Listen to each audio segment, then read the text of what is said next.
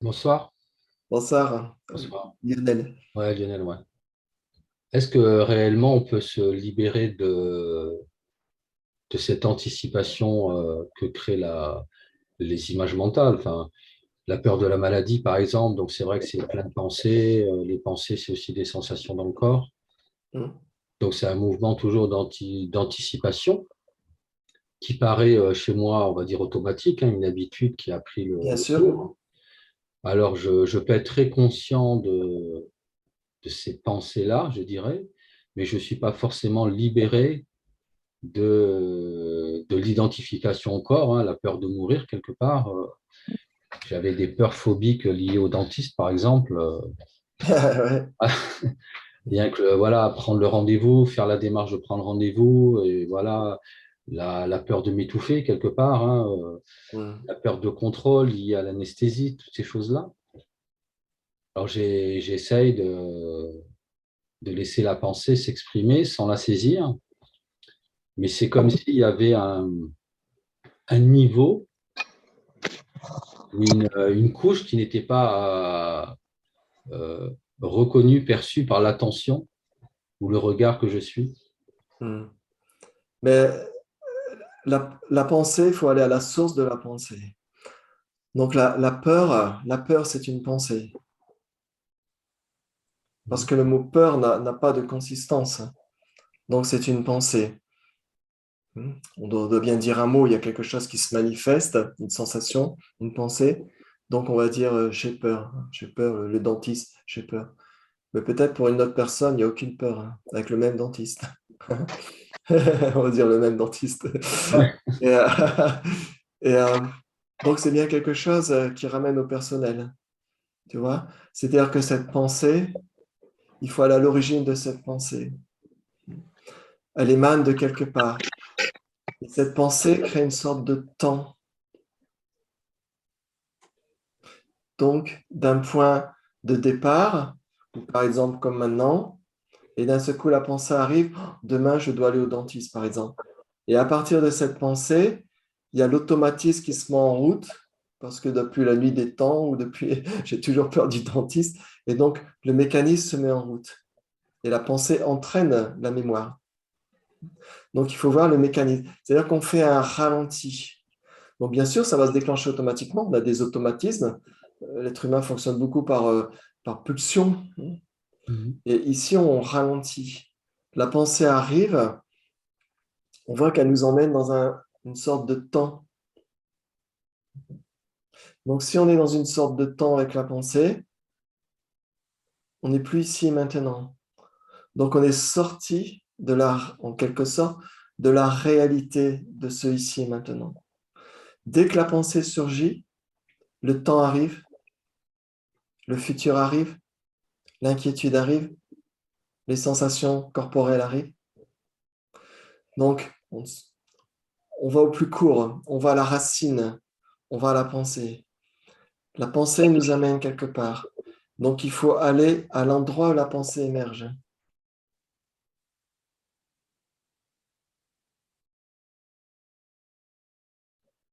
Comment? Ouais.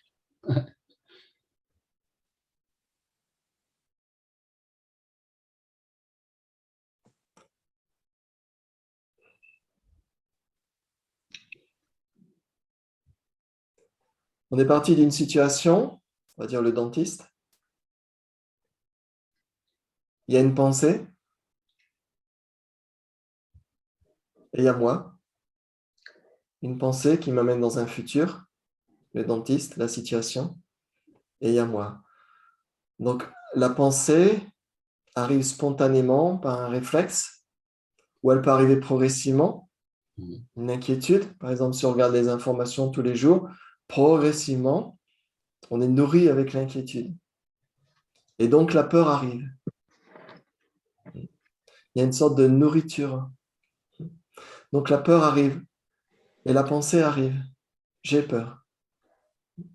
Ou bien elle reste à l'intérieur. Des fois, c'est les deux. La pensée arrive, la sensation arrive. Ou la pensée de la peur n'arrive pas, donc là, on ne l'extériorise pas. Mais à ce moment-là, elle va se cristalliser dans une sensation corporelle, blocage du plexus ou autre chose.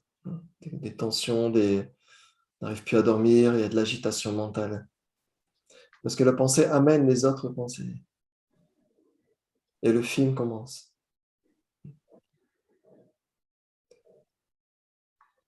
Donc il faut voir l'origine du sans-mouvement, c'est-à-dire ce qui n'est pas en train de bouger maintenant.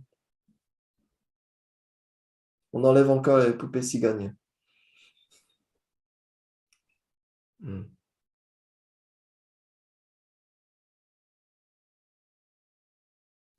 Donc, on ne cherche pas à attraper la définition de la peur. On ne cherche pas à enlever la peur. On cherche à voir sa source. On voit que la peur arrive avec la pensée. S'il n'y a pas de pensée, est-ce qu'il y a la peur?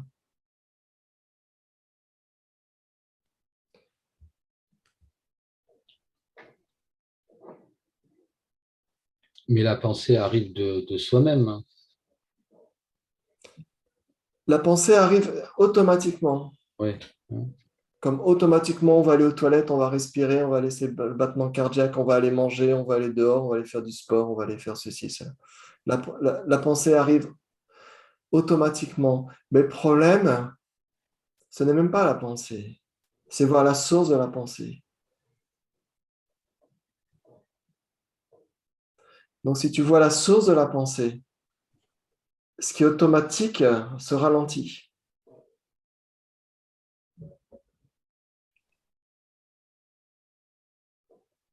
Quand tu dis vois la source de la pensée, tu ne me dis pas ce que c'est. Et ouais. Euh,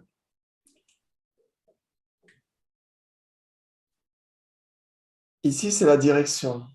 Ouais. Donc, voir la source de la pensée, il faut être entièrement, complètement avec la peur, avec la pensée, et arriver à sa source. Mais pour ça, il faut être complètement avec. Ne pas dire, tiens, bon, j'ai une pensée, j'ai peur, je vais la regarder là, bon, il y a la pensée, j'ai peur, donc elle est où, sa source? Non, non, on est là, on est la pensée à ce moment-là. Il n'y a pas moi et la pensée. À ce moment-là, on est la pensée. La pensée, la conscience ensemble.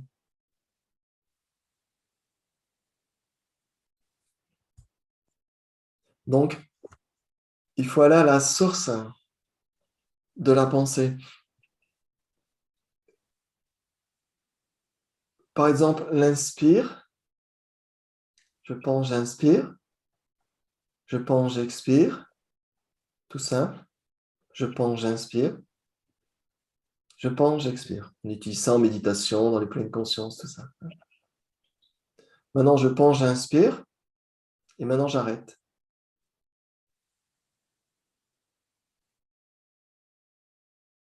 Je suis en apnée. Non.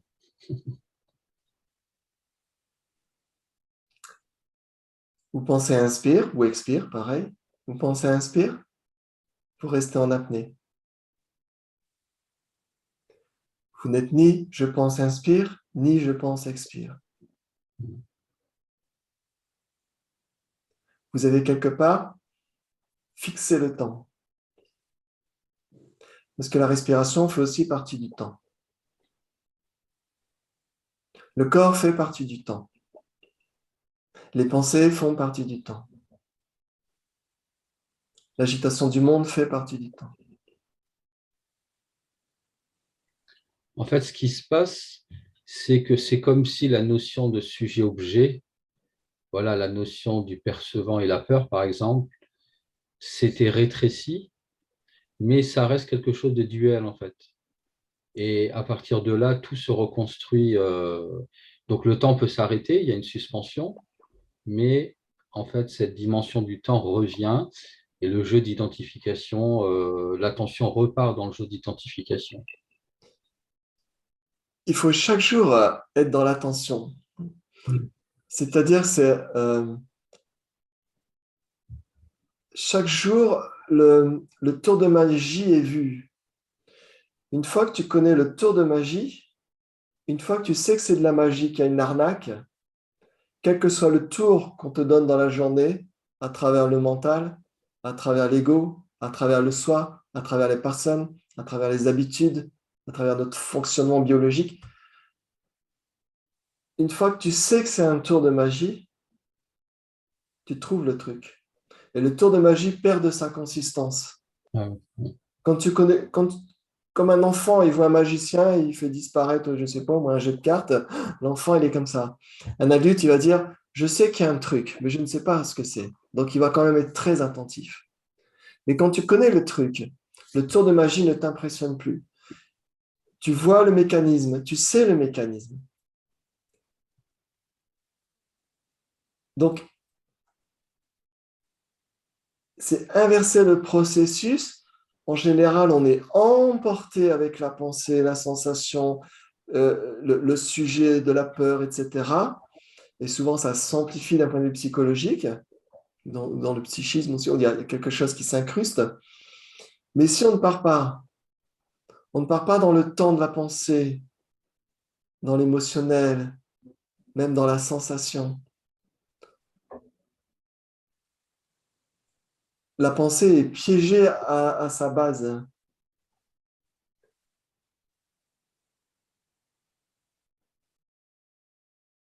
Donc, la base est intangible. Elle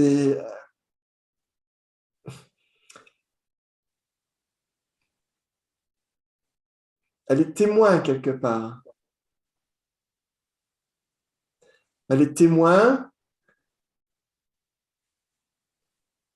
mais en dehors de cette histoire. Elle n'est pas témoin dans l'histoire. Elle est témoin qu'il y a une histoire qui démarre, qu'il y a une pensée qui démarre, qu'il y a une peur qui démarre. Qu'est-ce qui fait que vous êtes emporté avec la pensée?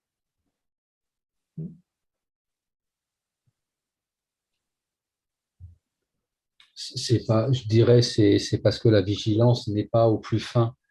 Parce que, sans parler de stratégie, mais Donc, c'est une attention qui est sans objet. mm, L'attention qui est sans objet, c'est l'écoute ici et maintenant. Mais si je veux écouter quelque chose de spécifique, je vais écouter un son, l'attention devient une attention dirigée vers un sens. Mais si l'attention est sans effort, elle n'est pas dirigée, elle devient totale.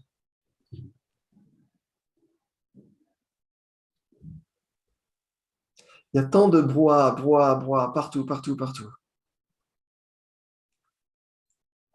Parce que les, les personnes sont parties avec, ils se sont identifiés avec, ils en ont fait une réalité. Et donc le mental va dire, oui, mais il m'arrive quand même ceci, il arrive quand même cela. Donc le mental va faire comme une surenchère, comme à la télé. Donc ici, on ne part pas dans la surenchère, on l'observe, on regarde le truc, le tour de passe-passe.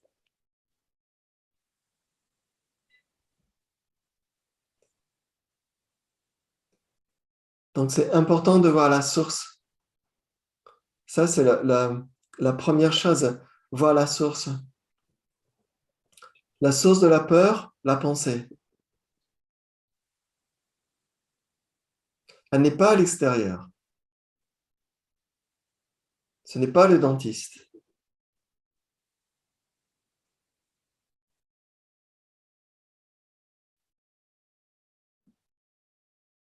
Ce n'est pas demain.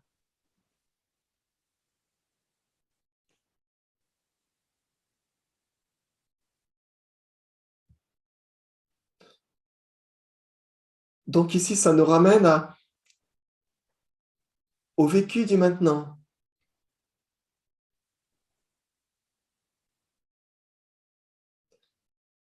Parce que pour aller à la source, et quand je dis ça, c'est complètement faux, parce que personne n'y va,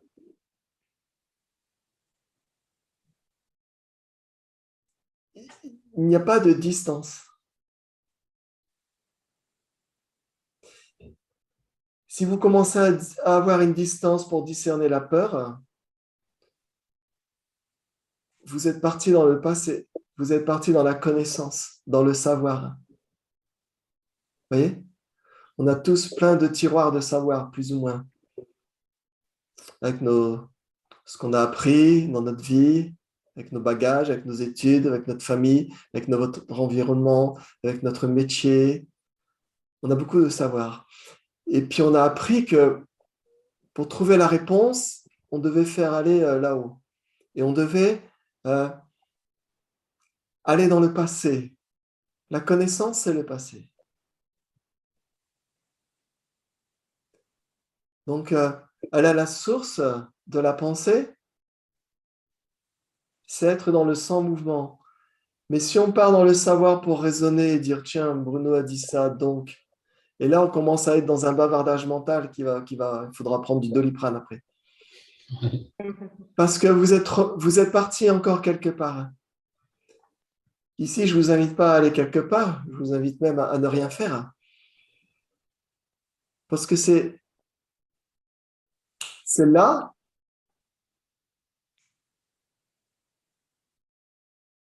que le sans-mouvement est. C'est là que la source est. Et il n'y a pas le mouvement et quelque part la source. Il n'y a pas la pensée, l'agitation et quelque part quelqu'un de zen cool. Il n'y a pas de séparation.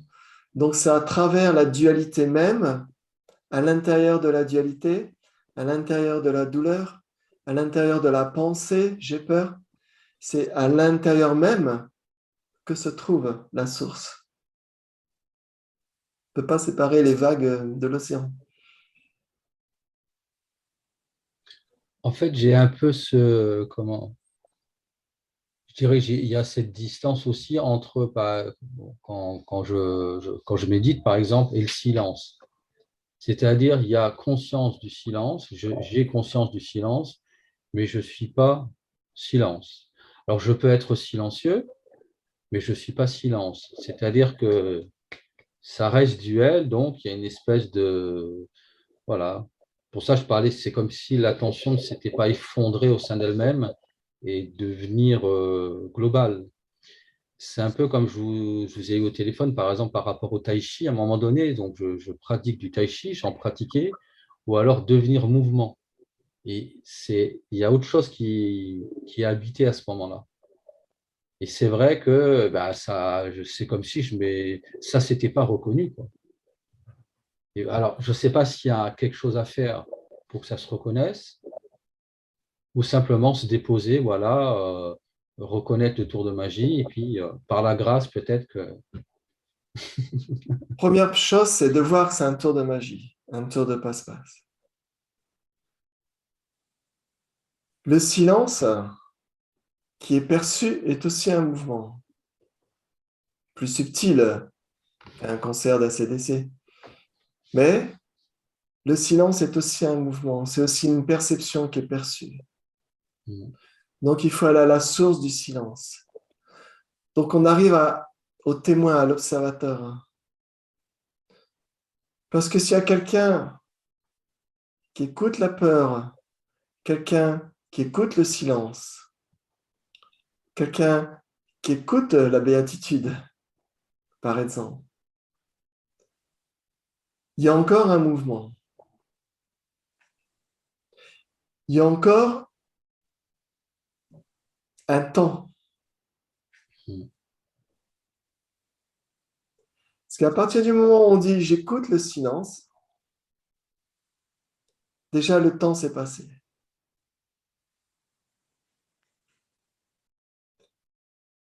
Donc, à travers la perception du silence ou de la peur, on arrive à une écoute plus profonde qui est silencieuse, mais qui est du bruit ou qui n'est pas de bruit, elle est silencieuse.